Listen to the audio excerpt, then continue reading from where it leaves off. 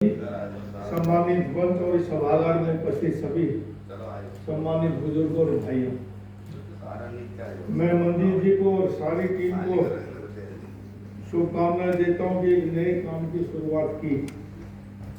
जब मैं आया पौना घंटा पहले तो मुझे पता लगा 20 से एक आदमी यहाँ है और बड़ा हमारा क्रूशियल टाइम था कि चुनाव प्रचार है हमारे नगर निगम में और आज आखिरी त्योहार है, शुक्रवार को चुनाव प्रचार बंद हो जाएगा और जो हमारी विधानसभाएं हैं वो तकरीबन ग्रामीण से अब शहरी क्षेत्र हो गया।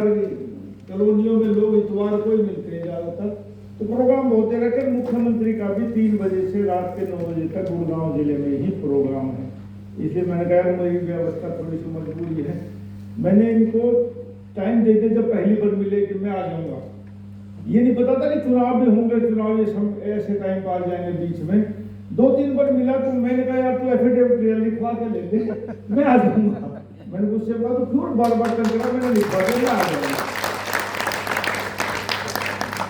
नौजवान है, नई सोच है और होना भी चाहिए। पिछले दिनों मैं रेवाड़ी गया तो वहाँ एक हमारे कृष्ण धर्मशाला बनाई, यादव धर्मशाला, और मैं मंत्री बनने के बाद पहली बार गया। इस बार जब मंत्री बना तो वहाँ एक्चुअल में इतना इससे बड़ा हॉल है, उसमें 400-500 आदमी होंगे। वो यादव सम्मेलन हमारे रामवीर यादव वहाँ अध्यक्ष हैं और संगठनों कम से कम 10-12 साल से वही अध्यक्ष है, मेरे हिसाब ज्यादा भी हो। तो मैंने अपने संबोधन में कहा यार रामवीर इस अध्यक्षता को छोड़ दे। अरे हीरो की लंदन हम बोलते हैं, सारी बान में हीरो लंदन इसी को बोलते नहीं है। यार मैं मिनिस्टर बन गया तो इकट्ठे हो जाते, कहते इसको मैं भींच के रख दिया इस संस्था को। ऐसा नहीं 500 आदमी इसमें मुश्किल से बड़ी मुश्किल, उसमें भी नाम देने वाले लोग थे। कई साल पहले एक तमिलनाडु में यादव सम्मेलन हुआ चेन्नई में, सुनकर आश्चर्य होगा 5 लाख आदमी इकट्ठे हुए उस यादव सम्मेलन में। 5 लाख, मुझे भी अंदाजा नहीं था कि इतने यादव वहां रहते हैं। गुड़गांव में यदि आप सम्मेलन करोगे तो मुश्किल से 1000 आदमी पाएंगे। यादव का गढ़ है गुड़गांव, रेवाड़ी यादवों के लंदन है, महेंद्रगढ़ में 1500-2000 आदमी पा सकते हैं। जहां जहां संपन्नता आती गई वहां वहां कौम खत्म होती चलेगी, ये मेरा आत्मत है। बिल्कुल सही है। जहां गरीबी गुर्बत है वहां एकता है और वो संघर्ष करते हैं। जब पैसा आ गया तो ऐशो आराम आ गया कि क्या जरूरत है मुझे, मुंह कहते हैं अंदर भी जीते तो बाहर करें भी खेती है। अरे संघर्ष करना ही जरूरी है, बिना संघर्ष के दुनिया में कुछ नहीं मिलता। अब ये हमारे जो आंदोलन कर रहे हैं ना कि भाई यादव सेना बननी चाहिए, गवर्नमेंट बननी चाहिए, कौन सुनेगा इनको। धरने पे जब मैं निकलता था वहां से खेत की 2 लाख टोल टैक्स पे टेंट लगा रखा था, 8 आदमी ताश खेलते पाते थे। मंजूर किसका धरना हुआ? किसानों ने धरना दिया, मानी गई ना बात। ऐसा धरना होता तो सब मानते।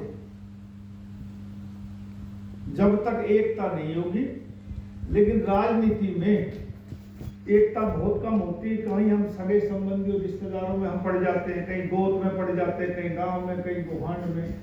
और राजनीतिक दल के मेरे जैसे लोग भी आपको अपने अपने दल की तारीफ करके अपनी तरफ खींचने की कोशिश करते हैं।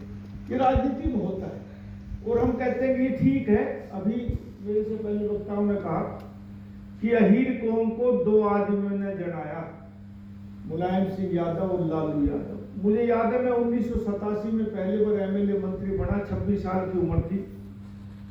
मेरा बॉम्बे घूमने का मन किया तो हम बॉम्बे चले गए घूमने के लिए और वहाँ एक सेंट्रल होटल जूहू बीच पे नया खुला था। तो मैं, एक वेद सिंह मलिक हमारे कैलाना हल्के से एमएलए थे, एक देवीदास बीजेपी से एमएलए थे, हमारी कोलिशन की देवीलाल की गवर्नमेंट थी, वो सोनीपत से एमएलए थे। हम तीनों ने वहां क्या चलो घूमने चलते हैं, तो वहां जाके सेंट्रल होटल निकल गए, सेंट्रल रुके। तो जू में तकरीबन फिल्मी हीरो की कोठी है, तो हमने चाह था मेरे धर्मेंद्र की कोठी पे चले गए पहले दिन, तो धर्मेंद्र साहब थे ही नहीं। हम आगे घूम के फिर आगे अगले दिन फिर हम घूमना हो जाना का घूम के हमने वो बड़ा सा गेट लग रहा दरवाजा, हमने वो सरदार दुनाली बंदूक लिए खड़ा। हमने कहा भाई धर्मेंद्र जी, उन्होंने कहा हाँ साहब रात को 2 बजे आए हैं, मैंने कहा कब हरियाणा से 2-3 एमएलए मंत्री आए मिलेंगे। वो 2 मिनट में बाहर आके साहब आ जाओ। हम ड्राइंग रूम में बैठ के गपशप मारी, तो 3 घंटा हमारा समय लिया। वेद सिंह ने बताया जी मैं जाट हूँ, हरियाणा से हूँ, मैं एमएलए हूँ।